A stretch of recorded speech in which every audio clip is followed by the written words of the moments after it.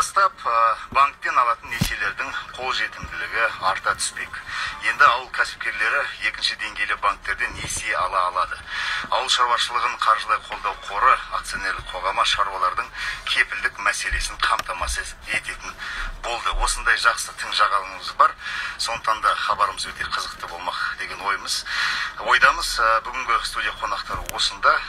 Олар Серік Мұхаметов, Төлеужан Қажымұхаметұлы, ауыл шаруашылық қаржылай қолдау қорының кепілдендіру департаменті директоры, және де Сүлеймен Қанат Танатұлы, фермерлер одағы Ақмола облысы филиалының жетекшісі.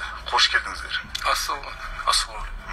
Құрметті тыңдаушы, бізге сұрақтарыңыз болса, тікелей эфирге қосылыңыздар. Нөміріміз 75-72-75, Нұрсұлтан қалааралық коды 71-72. Хабарымызды бастамекші ауыл шаруашылық қаржылай қолдау қоры. Ал енді мал табу кезет сайтынан да бізде ақшалы ұтыстар бар. 5000 бірлік ұтып алам десеңіздер, онда мынандай сұраққа жауап беруге дайын болыңыздар. Мал табу кезет сайты қандай әлеуметтік желілерде жарияланады? Тағы да қайталап өтейін, мал табу кезет сайты қандай әлеуметтік желілерде жарияланады? Ал Төлеужан мырза, енді тағы да сізге қош келдіңіз дей отырып, мына кепілдендіру мәселесін шешіпсіздер.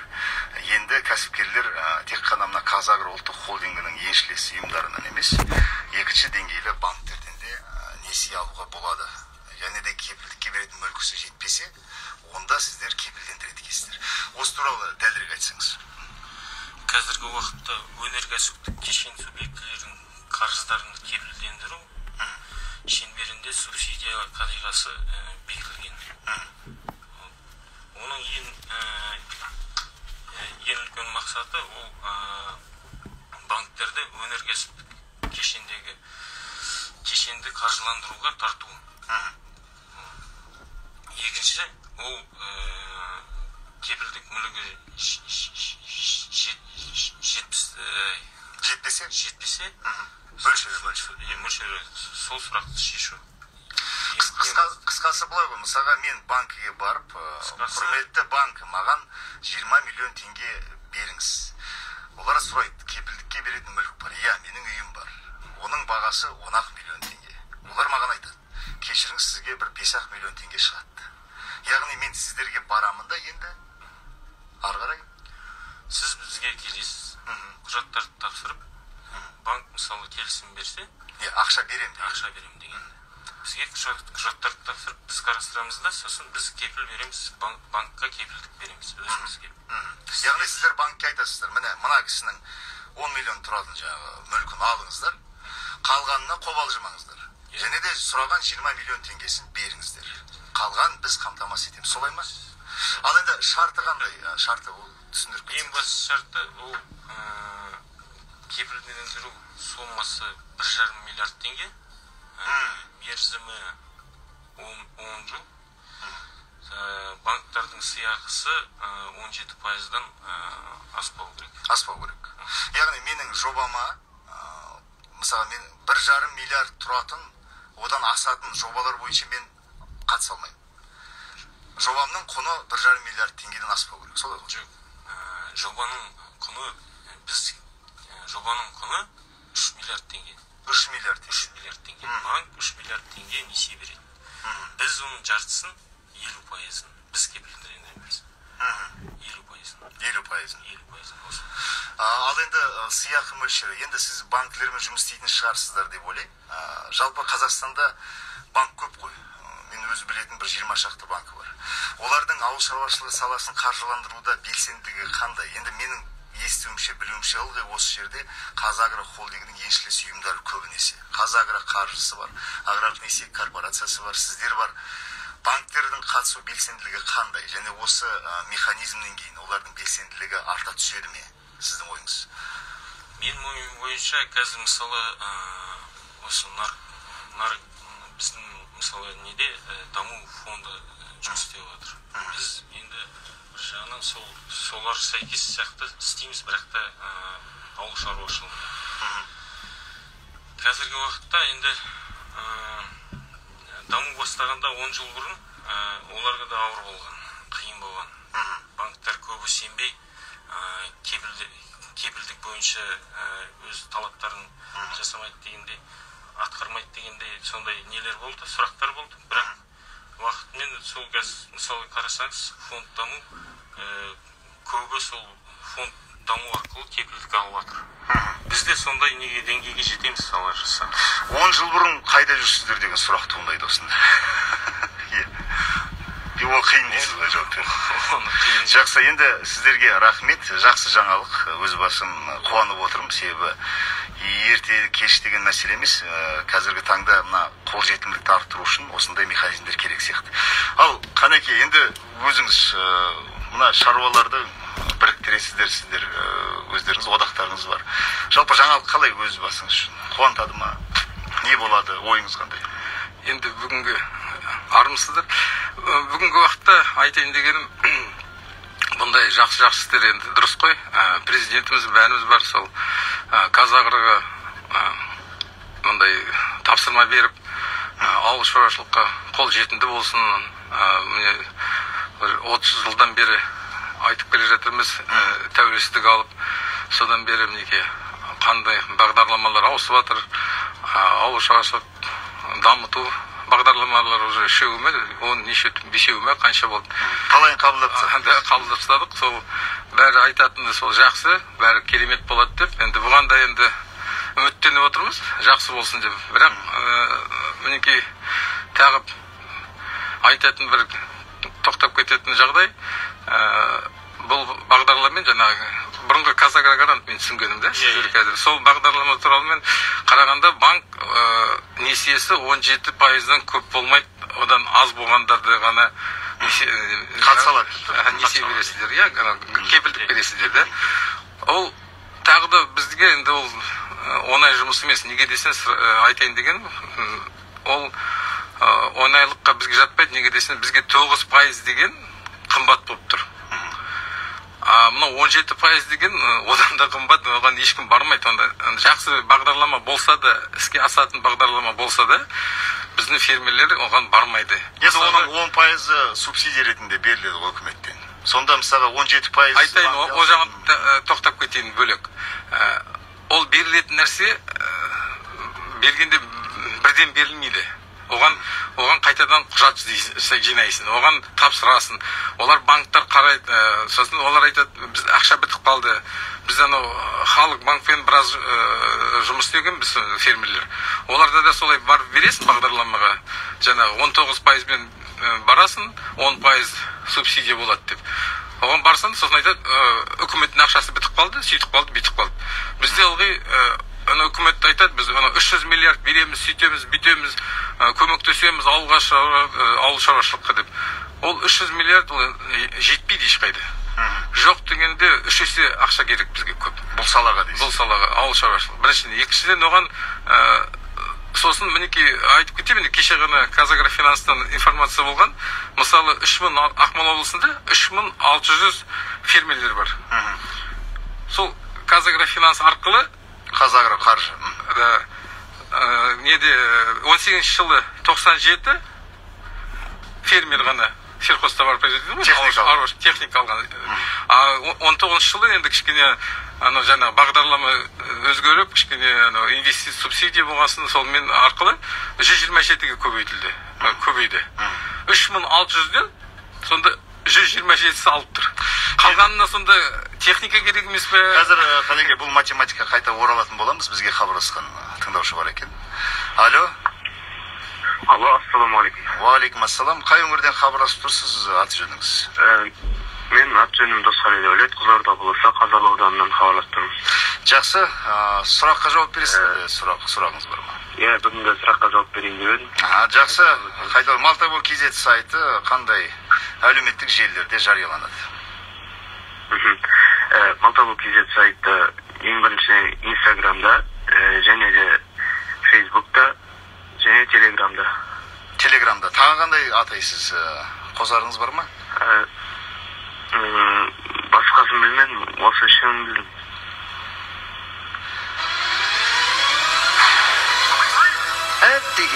Әттеген-ай, өкінішке қарай толық атай алмадыңыз. Екінші тыңдаушымыз бар екен. Алло, эфирге қостық. Алло.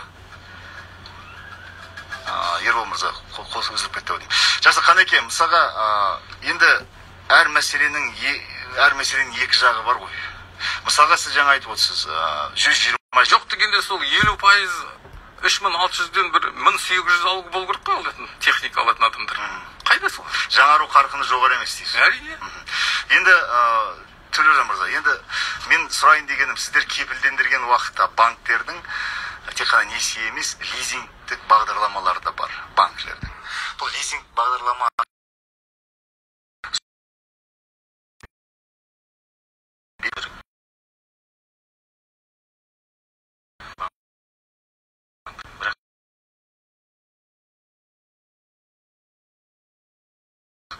пайызы 50%-тан аспау керек өз кредиттің суммасы. 50%-дан аспау керек. 50%-дан аспау керек. Именно айналмалы. Мысалға маған біздің енді шаруаларға тәптіштеп түсіндіріп беру керек қой. Мысалға 10 миллион теңгеге мен жалпы несие көлемі, оның ішінде 3 миллионы мен айналым қаражат ретінде алсам. Айналым қаражат аласыз, 7 миллион онда инвестиция алады. Сіздер сол айналым қаражаттың жартысын ғана? Жоқ. Біз сол 10 миллионның ішінде 50% айналым қаражат болды. Одан аспау керек. 50%-дан, иә, түсінікті. Егер 50%-дан аспаса, онда сіздер кепілдеме бересіздер. Тамаша. Жақсы, бізге хабарласқан тыңдарушы бар екен. Алло. Саламатсыз. Саламатсыз ба? Қай өңірде хабарластыңыз? Аты жөніңіз? Атырау қаласы, есімім Айзада. Айзада ханым, ал сұраққа жауап бересіз ау деймін. Малтабу KZ сайты қандай әлеуметтік желілерде жарияланады? Әлеуметтік желілер Instagram, ВКонтакте, Facebook, Google'ге. Әттеген, толық жауап беру керек сияқты. Енді Қанеке, мен мында Толтыра тоже сұрақ бар айтайын деген әріптесіме. Бізде тағы бұндай енді жылдан келе жатқан бір проблема, ол жаңа құжаттарды тапсыру беру. Мысалы, былтыр тапсырған құжаттарды несиемен там жаңағы весенний полевой работы, тағы басқа бір жұмыстарды жасағанда құжаттарды тапсырасында келесі жылы қайтадан сол құжаттарды тапсыру керек болады. Соны бір баяғыда бір шешеміз деген бұл үкіметтен сол Минсельхоздан шыққан ұсыныс әлі сол шешілмей жатыр. Неге жыл сайын ана жаңағы куәлігіңді қайтадан копиясын апарасын? Ол енді 10 жылға берген куәлік қой. Мерзімі біткен жоқ. Ана мына сондай сұрақтар шешілсе біріншіден. Бұл жерде екі не. Сіз мысалы кредит алып уже жұмыс істеп жатсаңыз, сізге ұлттық банк ережелері бойынша біз кредитный досье дейді, соны жинаймыз. Дұрыс. Ол кредитный досьеде бәрі документтер жатады. Сіз тек қана келесі жылы жаңартасыз. Жаңартқанда финансовый отчетность дейді, соны жаңартасыз, сосын. Енді Қанеке, мен сізге әділдігін айтайын, негізі бір жылдың ішінде тұрмақ, бір жыл емес, әуелі бір айдың ішінде жағдай өзгеріп кетіп, мәлімет ауысып кетуі де мүмкін ғой. Енді бір шетінен мысалға ертең қарыз қайтарылмай қалған жағдайда бұл кісілер іздеу керек қой азаматта. Мәлімет ескі болса қалай табады? Енді қаншалықты қиын сіздерге? Ол туралы айтайын дегенім, мынау шетелден енді біз енді хабарымыз бар, бізге де келіп жатады. Франциядан айтып жүрген мен әңгімем, Сельхозбанк келіп, олардың кепілдігі жаңағы анау сіз айтқандай қашып кетпесін, жоғалып кетпесін дегендей, ол анау ассоциация арқылы шешіледі. Ассоциациямыз жаңағы біздің фермерлер, біз білеміз, көршіміз егіп жатыр ма, или ол жаңағы кепілдік 1 миллион алып тойға жұмсайды ма, баласын үйлендіреді ма, сондай нелерге қарағанда біз ассоциациялар енді бір ауылда тұрып, біз аудан бойынша, ауыл бойынша солар фермерлер бар ғой, бір-бірімізді білеміз. Сондықтан осы Нацбанктың ережесіне кіргізіп, заңға кіргізіп, сондай кепілдікті ретінде кіргізу керек. Неге десеңіз, сонда ешқандай қашып кеткен, бермей қалған ондай гарантия болады кепілдік. Жақсы, бұл енді ойланатын нәрсе. Мында маған сұрақ келіп түсіп жатыр, Төлежан мырза, сізге ау деймін. Қандай бағытта, Нұрлан деген мырза, бұл енді барлық бағыттарға берілмейтін шығар, қандай бағытқа деп сұрап жатыр. Қандай бағытқа? Иә. мысалға банкілерге барып несие алсаңыз, қандай жобаларға сіздер кепілдеме бересіз? Әлде барлығына ма? Барлығына емес. Онда өз бағыттары бар. Бағыттары бар. Ауыл қожалығы ол неге сәйкес болу керек, қызмет түрлеріне. Ол ең бірінші. Нақты айтайық, бірінші ол ауыл шаруашылығымен айналысатын азамат болу керек. Екінші? Мал шаруашылығы, бір немесе 2 жылдық дақылдарды өсіру, көп жылдық дақылдарды өсіру, балық шаруашылығы, аралас ауыл шаруашылығы, тамақ өнімдерін өндіру, ол ет, балық консервілеу, жемістерді жаңа көкөніс өндіру, жаңа консервілеу. Тағы да басқа нелер бар, 11 бағыт. Одан басқа тағы да бас инвестициялар бағыттар бар, 8 бас инвестициялар бағыт. Ол бізде товарлық сүт фермасы, құстарды ет үшін өсіру, қарқындағы бақ шаруашылығы, жылы жайлар, қант шығару, жарма өндірісі, жемістер, көкөністер өндіру, және өсімдік май өндірісі. Майлы дақылдар. Жақсы, бізге хабарласқан тыңдаушы бар екен, кезекке қосайық. Алло, сәлеметсіз бе? Сәлеметсіз бе? Қай өңірден хабарласып тұрсыз, есіміңіз? Мен Қызылорда облысынан. Қызылордалықтар, қош келдіңіздер. Сұраққа жауап берсе, сұрағыңыз бар ма? Мына Facebook әлеуметтік желісінде, Instagramда. Жақсы, айтыңыз. Instagram, Facebook, сосын? Twitter әлеуметтік сайтында, сосын ВКонтакте, Play Marketте, сосын Google'де мал табу сайты бар. Жақсы, енді қинамай қойық, сіз енді қалғандарына қарағанда кішкене жауапты кеңірек айттыңыз, сондықтан Ербол мырза сізге түсіндіріп айтып береді, қалай ұтысталуға болатын. Енді Қанеке, мынандай бір мәселе туындайды. Енді 11 бағыт, түсіндіңіз ғой, түсіндік. Шаруалар егер әдеттегідей 11 бағытпен айналысса, айналымды қаражатқа да, инвестицияға да қажет несиені кепілдеме береді. Егер жаңа жоба болып, инвестициялық жоба болса, онда негізгі 8 бағыт бойынша. Сіздің ойыңызша, осы басым бағыт дегендер болу керек па? Кейбірлер шаруалар айтады, басым бағыт деген тіпті болмау керек. Ауыл шаруашылығымен айналыса ма? Беру керек. Сіздің ойыңыз қандай? Біз де соған келісеміз.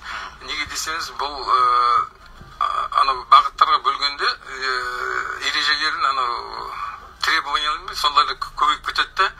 Мысалы, біріншіден бастайтын әңгіме, мен міне осы пандемия зарын көріп, ауыл шаруашылыққа барып, сол мал өшіретін болдым.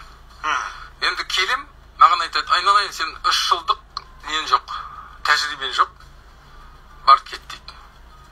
Сізге тура солай айтады ма? Келе ма? Да? Қойшы. Солай айтады. Енді тәжірибе жоқ, бізге ереже туралы бойынша сізге бере алмаймыз дейді. Ақша жоқ дейді. Ақша, оған жоқ, ақша бар, бірақ сіздің сәйкес келмейсіз дейді. Сол біріншіден айтайын деген. Екіншіден, жаңағы бағыт деп, мынандай ограничение жасап қояды. Мысалы, басқа бір салма бірдеме жасайын десе, мынадан шығып да, неге десеңіз, технологиялар көп қой, дамып жатқан, шетелден келіп жатқан. Соны қарайды да, мынада жоқ, мында кірмейді бағытқа деп, бізге ондайда шектеулер болады.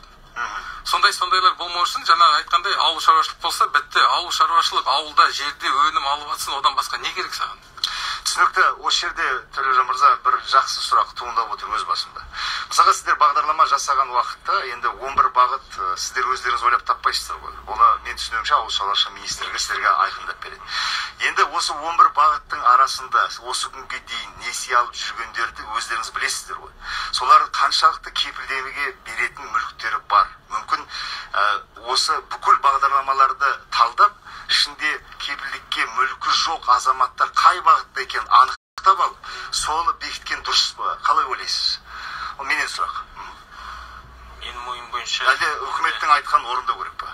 Жоқ, енді олар, ол министерствода отырған кісілер, олар бәрі өздері аналитический жұмыс жүргізіп, ол бәрі осы бағыттар алынған анализдар бойынша жасалынған. Мүліктер жалпы айтыңызшы, сіздің несие алатын адамдардың мүлкі мен кепілдікке беретін мүлкі бойынша проблема бар ма жалпы? Проблема бар. Әр уақытта жетіспейді. Солай ма? Әр уақытта жетіспейді.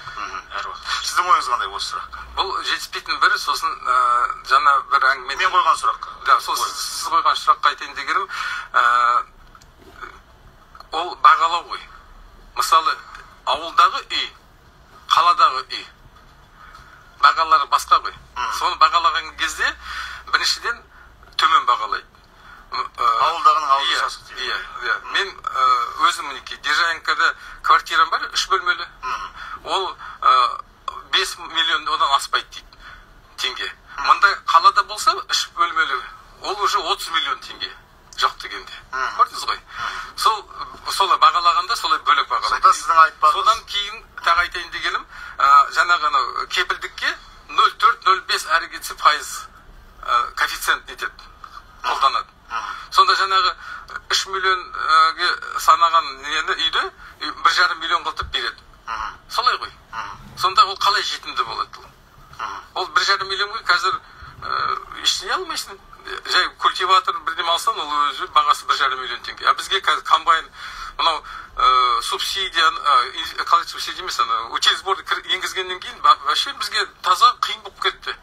Бағалары қымбаттап, бағалар өсіп жатыр. Сондықтан бізге ол жетімсіз.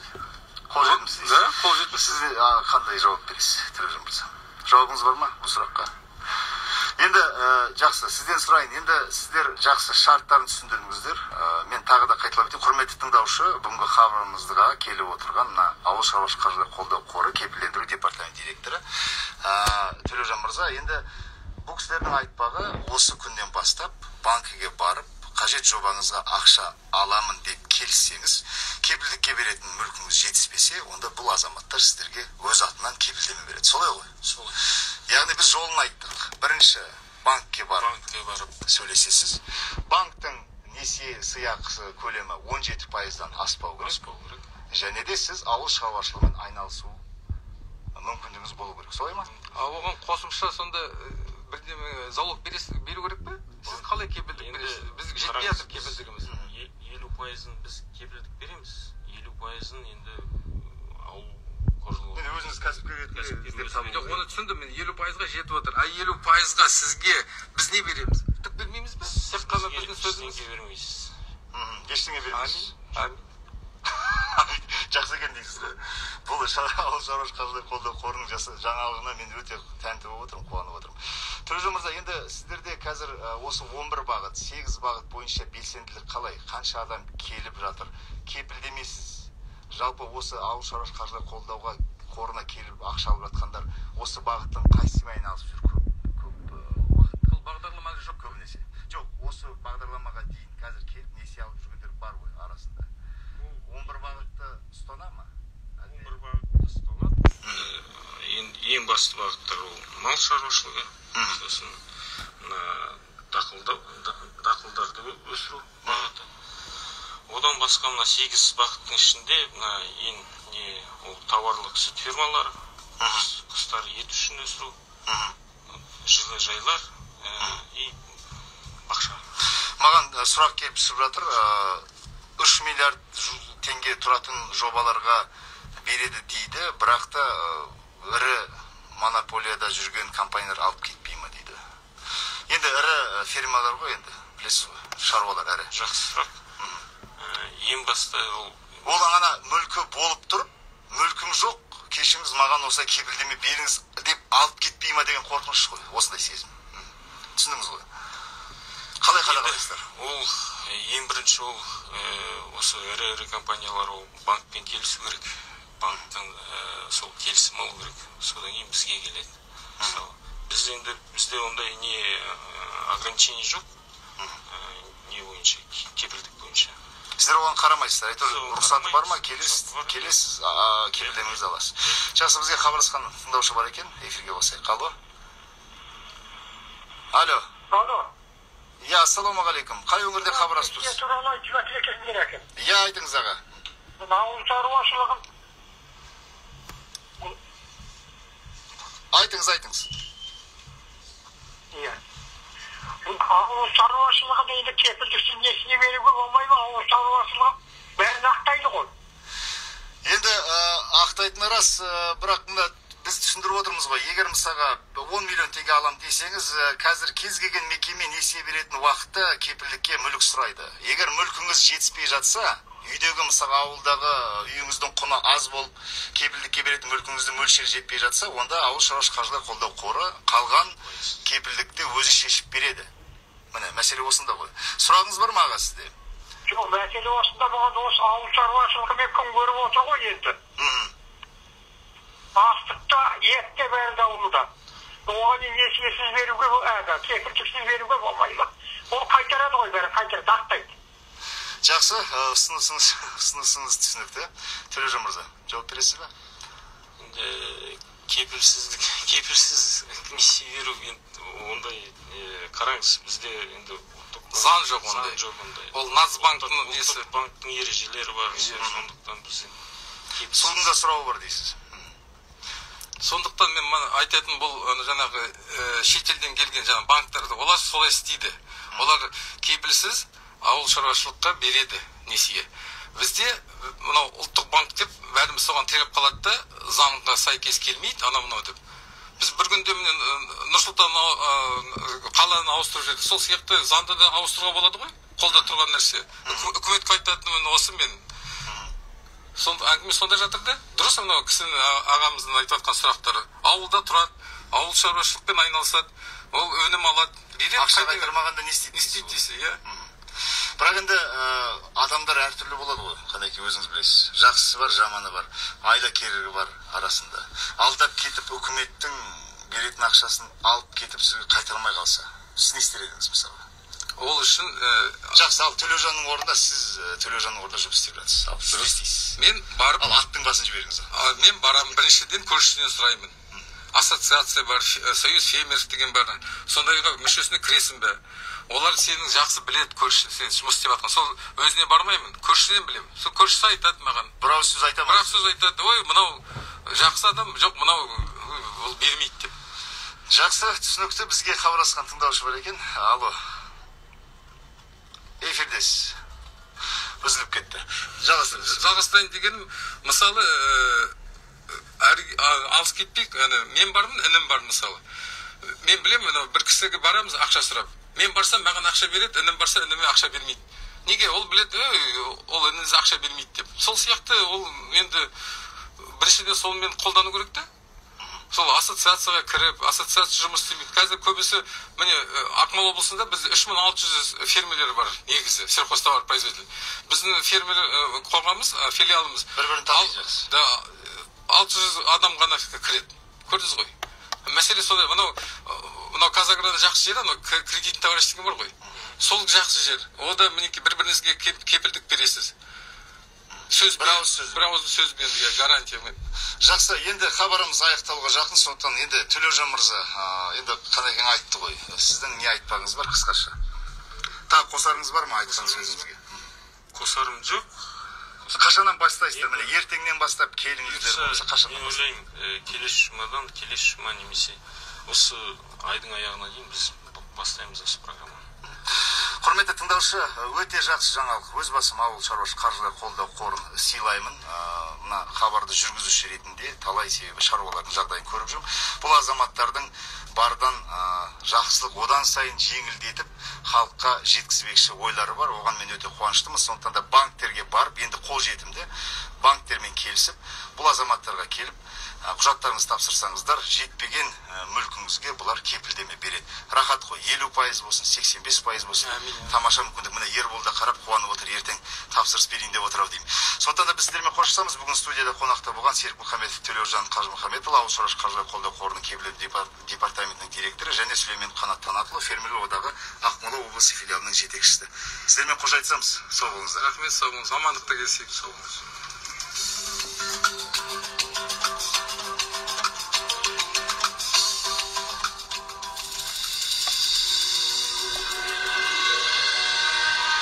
Ата-анамның даусындай аяулысың, шіркін менің